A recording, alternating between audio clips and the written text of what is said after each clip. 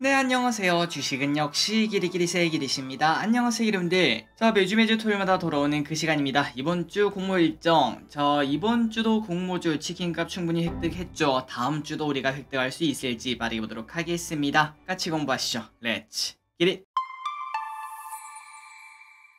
자, 내용에 들어가기 앞서 이 부분 지난주에 한번 봤었는데요. 한 분 이렇게 댓글을 달아주셨습니다. 카뱅을 연계해도 20일 제한 적용되는 걸로 바뀌었다. 이렇게 말씀해 주셔서 저길이 또 그런가 보다 라고 생각을 했는데, 그런데 정말 많은 기리분들이 아니 길이 근데 나는 해보니까 또 되는데 이렇게 말씀하시더라고요. 그런데 또 그 와중에 안 된다고 하시는 분들도 많으셔서 직접 제가 카카오뱅크에 전화해본 결과 결론적으로는 20일 제한이 있다, 20일 제한이 생긴다가 결론이었습니다. 그러니 물론 정확하지 않고 어떤 다른 버그라고 될지 그런 게 있는지 모르겠지만, 일단은 카카오뱅크 고객 상담 여기를 바탕으로 말씀드리자면은, 지금 내가 카카오뱅크를 연계를 하더라도 20일 제한이 걸려 있으면 만들 수 없다 라고 하니까 참고하시면 될 것 같습니다. 자, 바로 보도록 하겠습니다. 첫 번째죠. 이번 주에 상장한 기업 어떻게 팔았는지 보도록 하겠습니다. 센서뷰, Y랩, SK 스펙이 있었네요. 첫 번째 센서뷰입니다. 일단은 흐름을 보면은 공모주가 조금은 재미가 없는 모습을 나타내는구나 라는 걸 확인할 수 있고, 첫날 흐름을 보자면 공모가 4,500원, 시초가 12,700원, 고가 13,000원,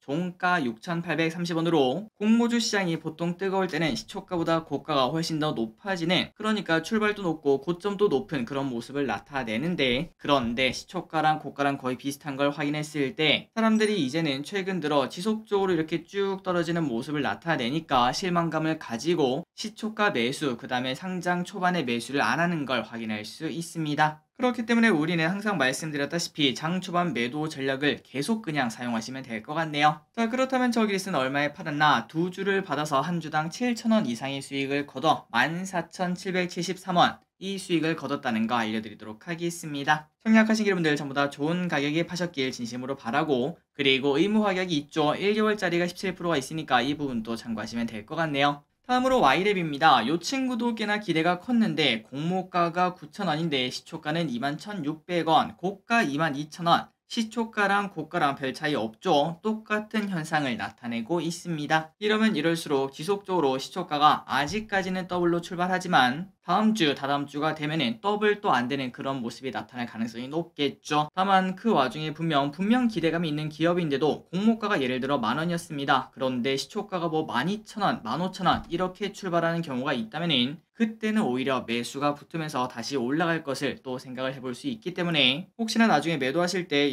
생각보다 수익을 너무 안 주는데, 그렇다면은 조금 손실을 감내하더라도 시간을 두고 기다려보는 전략도 충분히 사용 가능하다는 거, 이 부분은 참고하시면 될 것 같습니다. 어쨌든 저길이 Y랩 한 주 받았고, 그리고 초반에 또 바로 매도해서 6,100원의 수익을 거뒀다는 거 알려드리도록 할게요. 오른쪽에 의무 확약이 있으니까 이 부분 또 참고하시고, 3개월짜리가 16.9%나 있다고 합니다. 마지막으로 스펙이 있었습니다. 스펙 같은 경우는 방금 전 두 개의 기업이 시초가랑 고가랑 비슷한 흐름을 나타냈죠. 그렇기 때문에 당연히 시초가 매수가 많이 안 붙겠구나 라는 걸 예상을 해볼 수 있었습니다. 그래서 실제로 공모가가 2,000원인데 시초가는 3,385원으로 100%가 채 안 되는 그런 모습을 나타냈죠. 그런데 그 다음에 방금 전에 말씀드렸다시피 이렇게 좀 낮게 출발해 버린다면은 오히려 매수가 붙으면서 이렇게 올라가는 흐름을 나타낼 수 있기 때문에, 조금 더 나는 공모주를 높은 가격에 팔고 싶다라는 생각이 든다면은 출발이 낮게 출발했을 시, 절대 높이 출발하면 안 되겠죠. 낮게 출발했을 시 그때는 한 1시간 정도 아니면 30분 정도 기다리는 전략이 유효하다는 거, 이걸 보면서 체크하시면 될 것 같습니다. 어쨌든 공모가 2,000원, 시초가 3,385원, 고가 7,150원, 종가 3,860원으로 아주 뜨거운 모습을 나타낸 걸 확인할 수 있습니다. 그리고 저기리스는 10주를 받았고 바로 시초가에 매도를 해서 13,850원에 매도했다는 거 알려드리도록 할게요. 그래서 여기까지 이번 주에 상장한 기업을 봤는데 수익 정말 쏠쏠한 걸 확인할 수 있죠. 기대분들도 좋은 수익 거뒀길 진심으로 바랍니다. 그리고 지난주에 잔소리 했으니까 이번엔 진짜 짧게 말씀드리자면은, 공모주는 장 초반에 사는 거 진짜 위험하다는 거 절대 잊지 마시고, 내가 진짜 너무 사고 싶다 그런 경우는 아까도 말씀드렸다시피 좋은 기업인데도 불구하고 공모가가 한 50% 안에서 출발하는, 만원짜리인데 15,000원 안에서 출발하는 그런 경우에 조금 담아보는 것만 유효하다는 거, 이 부분만 체크하시면 될 것 같습니다. 어쨌든 이제 다음으로 넘어가도록 할게요. 이번 주에 청약한 기업 ALT, 버넥트, 파로사이 바이오, 유안타 스펙 14호 보도록 하겠습니다. 첫 번째 ALT입니다. 미래에셋에서 진행을 했고 청약일은 올해부터 화요일까지, 상장 예정은 27일 목요일, 기관 경쟁률 1835대 1, 의무 확약 16%로 나이스한 걸 확인할 수 있죠. 그러다 보니까 증거금이 7조 원이나 몰렸고 균등 배정 수량은 극악의 난이도인 0.23까지 떨어지는 걸 확인할 수 있었지만, 이게 저 기릿이 보통 한 개 받으면은 이제 공모주 성적이 좀 별로던데, 그런데 뭐 그거는 그냥 단순 징크스 아니겠습니까? 이번 ALT는 좋은 결과 나오겠죠. 그리고 유통 비율은 42%고 시가총액은 2,100억, 유통금액은 968억 원으로 적지 않은 건 확인할 수 있습니다. 청약하신 여러분들 전부 다 한 주 이상 받길 진심으로 바랄게요. 그리고 버넥트입니다. 대신증권에서 진행했고요. 청약일은 월요일부터 화요일까지였고 상장일은 다음 주 수요일, 기관 경쟁률 1,500대 1, 증거금은 5조 원이나 몰렸습니다. 그래서 균등 배정 수량은 0.85개인데 여기도 저 기릿 한 개 받았으며, 그리고 유통비율이 32%라서 시가총액이 1,700억이지만 유통금액은 570억으로 상당히 낮은 걸 확인할 수 있습니다. 마지막으로 파로스 아이 바이오입니다. 이 친구는 월요일부터 화요일까지 같이 진행을 했었고 다음 주 목요일 상장, 기관 경쟁률이 조금 나빴죠. 300대 1. 그럼에도 불구하고 증거금이 8,500억이나 몰려서 최근 들어 공모주 시장이 그만큼 과열이다 라는 증거가 될 수 있을 것 같습니다. 그래서 균등 배정 수량은 1.1개, 저 기릿은 한 개를 받았고요. 이 와중에 유통금액이 괜찮습니다. 유통비율이 32%라서 시가총액이 1,800억이니까 592억이 풀린다는 거 나쁘지 않다고 볼 수 있겠죠. 그리고 또 이 와중에 인기를 끈 건 바로 이겁니다. 환매 청구권 6개월짜리. 자, 환매 청구권 다들 아시겠지만 그냥 간단하게 설명드리자면 환불 받을 수 있는 권리라고 생각하시면 될 것 같습니다. 다만 100% 환불해주는 게 아니라 90% 가격으로 돌려받을 수 있으니까, 혹시나 내가 파로스 아이 바이오를 딱 샀는데 타이밍을 놓쳤거나 아니면 또 상장 초반에 그냥 이상한 흐름 나타날 수 있지 않겠습니까?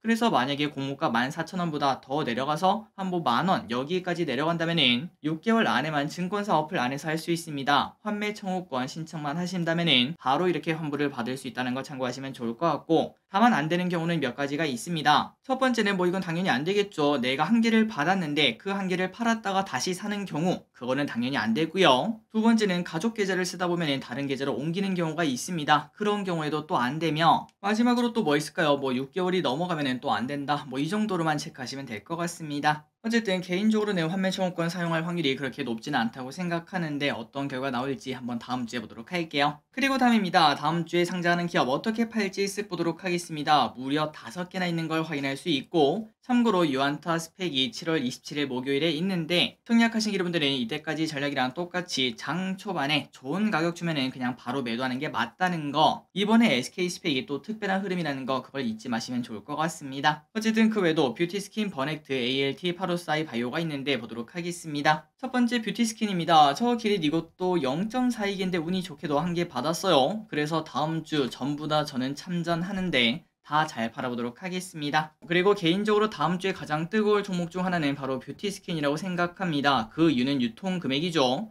유통 비율이 20%밖에 안 돼서 유통 금액이 184억밖에 안 됩니다. 장 초반에 급등할 만한 그러한 조건을 가지고 있다고 볼 수 있겠죠. 청약하시고 한 주 받으신 기분들은 장 초반에 그냥 웃으면서 좋은 가격에 매도하시면 될 것 같습니다. 그리고 다음입니다. 버넥트 수요일날 상장을 하고요. 이 친구도 마찬가지입니다. 그렇게 나쁘지 않은 데이터라고 볼 수 있기 때문에 아마도 더블까지는 노릴 수 있지 않을까라는 생각을 해볼 수 있고, 만약에 수익이 50%도 채 안 된다, 그러니까 장 초반에 커피값 정도밖에 안 준다, 그렇다면 조금 기다려보는 전략은 유효할 것 같습니다. 하지만 또 그 와중에도 우리 생각대로 흐르지 않을 가능성도 있다는 거, 이 부분은 항상 체크하시면 당연히 좋겠죠. 좋은 가격에 매도하시기 바라고요. 그리고 이 친구까지도 괜찮습니다. ALT 목요일날 상장을 합니다. 증거금이 무려 7조 원이나 몰렸고 유통금액이 조금 많긴 하지만 그만큼 기대감이 있기 때문에 상장 당일 좋은 흐름을 나타낼 것 같은데, 하지만 중요한 게 이거죠. 상장일 예정이 목요일이고, 그리고 아까 봤던 스펙도 목요일이고, 파로스아이 바이오 요 친구도 목요일날 같이 3개가 상장하기 때문에 조금은 자금이 분산되겠구나 라는 얘기를 해볼 수 있습니다. 그렇기 때문에 개인적으로는 아마도 ALT에 일단 장 초반에 좀 쏠렸다가, 그리고 그 다음에 스펙 그리고 파로스아이 바이오 요 친구들이 만약에 바닥권에서 빌빌거리고 있으면은 갑자기 얘네가 뭐 급등하는 흐름이 좀 나타나지 않을까 라는 예상을 해볼 수 있지만,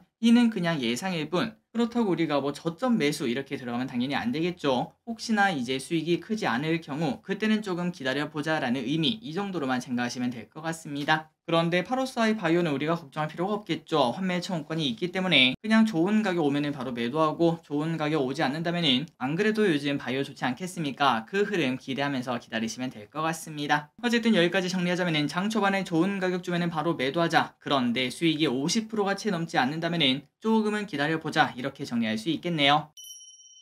그리고 마지막입니다. 다음 주에 청약하는 기업이 있죠. 3개 중에 일단 2개 이상은 무조건 할 것 같은데 한번 어떤 기업이 있고 그리고 뭐 어떤 매력이 있는지 빠르게 보도록 하겠습니다. 우리의 시간은 중요하니까요. 첫 번째입니다. CG트로닉스 유안타에서 진행을 하고요. 개인적으로 조금 화가 납니다. 공모밴드 18,000에서 20,000원인데 공모가가 25,000원. 아니 이게 그 공모밴드를 정한 이유가 있나라는 생각이 들죠. 그냥 이렇게 나왔다가 요즘 분위기가 좋으니까 그냥 25,000원 찍어버리는 걸 확인할 수 있는데, 개인적으로는 공모밴드 그 안에서 플러스 마이너스 한 10% 이런 제한이 있어야 되는 거 아닌가라는 생각을 조금 해봅니다. 어쨌든 우리의 먹을 게 좀 많이 떨어진 걸 확인할 수 있고, 그런데 또 그 와중에 그만큼 기관 데이터는 좋다는 의미가 되겠죠. 바로 보도록 하겠습니다. CG트로닉스는 반도체 소자 제조 기업이고 요즘 반도체 분위기 좋죠. 그 흐름 타는 걸 확인할 수 있습니다. 실리콘 소재를 이용한 비메모리 반도체용 소자를 개발하고 있고, 주력 제품 뭐가 있나 봤더니 전자기기 내부에서 갑자기 과도한 전압이 들어오면은 전부 다 고장나지 않겠습니까? 그거를 보호하기 위해 사용하는 정전기 방지 ESD 소자, 이거를 가장 주력 제품으로 팔고 있다고 합니다. 그리고 이번 공모 자금은 삼성전자, SK하이닉스, TSMC 요 친구들이 진출을 선언한 사업인 지라갈륨 관련 사업, 이 지라갈륨 전력 반도체 소자를 생산하기 위한 건물 및 장비를 구축하는 데 사용한다고 하네요. 그리고 자료를 몇 가지 보니까 지라갈륨이 미래 성장 먹거리가 충분히 될 가능성이 있다고 합니다. 물론 성공할지 안 할지는 조금 더 지켜보긴 해야겠지만요. 주요 제품 등의 매출 현황을 보시면 ESD 아까 보셨던 그게 56%인 걸 확인할 수 있고, 그 외에는 파워와 센서가 2등, 3등을 차지하고 있습니다. 그렇다면 실적은 어떨까요? 올해까지는 적자라고 합니다. 그런데 내년부터는 크게 성장할 것으로 현재 예상을 한다고 하고, 이게 맞아 떨어진다면 당연히 매력적인 회사라고 말할 수 있겠죠. 순이익이 매년 2배가 성장하는 걸 확인할 수 있습니다. 그렇다면 기관평가는 어땠나? 당연히 좋았습니다. 1700대 1이 나왔고요. 그리고 왜 CG트로닉스가 25,000원을 외쳤나 봤더니 기관들이 전부 다 25,000원을 써낸 걸 확인할 수 있었네요. 그만큼 매력적인 기업이라고도 볼 수 있지만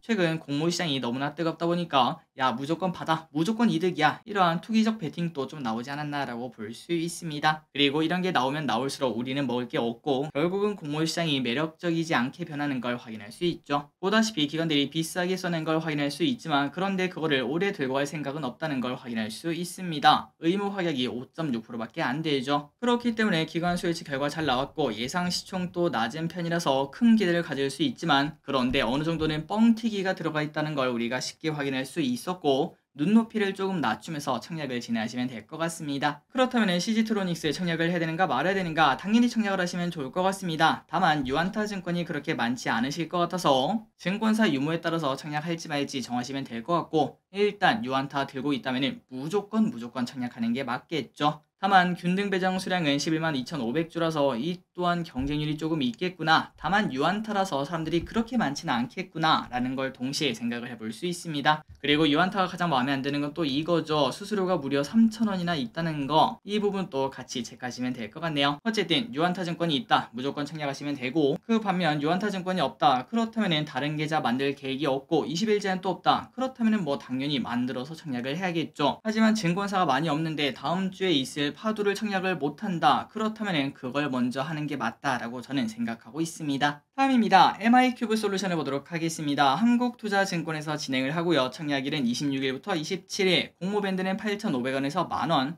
공모가는 아직 미정입니다. 이 기업이 뭐하는 기업인가? 스마트 팩토리 제조 지능화 솔루션 전문 기업이라고 합니다. 인공지능 기반 디지털 트윈 플랫폼에 관련된 기업인데요. 저 디지털 트윈 우리가 지난번에 한번 봤습니다. 그냥 간단하게 설명드리자면은 A라는 아파트가 있어요. 그런데 그거를 우리가 확인하려면은 직접 가서 여기에 뭐 소방시설이 있고 여기에 엘리베이터가 있고 이런 걸 봐야 되지 않겠습니까? 그런데 그거를 이제는 그렇게 하는 게 아니라 말 그대로 온라인 상에다 그냥 똑같이 복원한다고 생각하시면 될 것 같습니다. 뭔가 메타버스 이런 식으로 생각하시면 생각하시면 되겠죠. 그렇다면 이 디지털 트윈이 왜 필요한가 봤더니 혹시나 무슨 사건 사고가 생겼을 때 그때 정말 빠르게 대처할 수 있고, 그리고 이게 고도화되면 고도화될수록 아까는 아파트였지만 공장이라고 생각을 해보도록 하겠습니다. 그 공장을 직접 돌려봐야 여기서 이런 문제가 있네, 여기서도 이런 문제가 있네, 그런 것들을 확인할 수 있지만, 그런데 디지털 트윈을 제대로 한다면은 공장을 실제로 돌리지 않더라도 어떤 문제가 생길지 미리 또 파악을 할 수 있다고 합니다. 그래서 조금 더 보자면 스마트 팩토리는 현장의 생산 효율성 증대 및 비용 절감, 데이터에 기반한 신속한 의사 결정 등을 위해 꼭 필요한 거라고 볼 수 있고요. 요 기업 MI큐브 솔루션은 2010년 설립 이후 전기, 전자, 반도체, 2차 전지, 기계, 제철 등 주요 제조 업종을 중심으로 사업을 확대하고 있다고 합니다. 한쪽만 하는 게 아니라 전부 다 할 수 있다는 소리가 되겠죠. 이 와중에 또 주요 고객이 또 짱짱합니다. 삼성전기, 삼성 SDS, 삼성 SDI, 삼성 친구들을 옆에다가 두고 있는 걸 확인할 수 있네요. 그렇다면 이 기업 어디서 매출을 땡기나 봤더니 방금 전에 봤던 전기전자가 50%가 되고요. 그 다음에 2차전지가 17%, 식품이 11%, 기타가 20%로 나름 고르게 펼쳐져 있는 걸 확인할 수 있습니다. 시장 점유율은 아직까지는 많이 낮죠. 그렇게 큰 회사는 아니기 때문에 0.46%를 가지고 있는 걸 확인할 수 있고, 그런데 중요한 거는 2020년에 0.46, 21년엔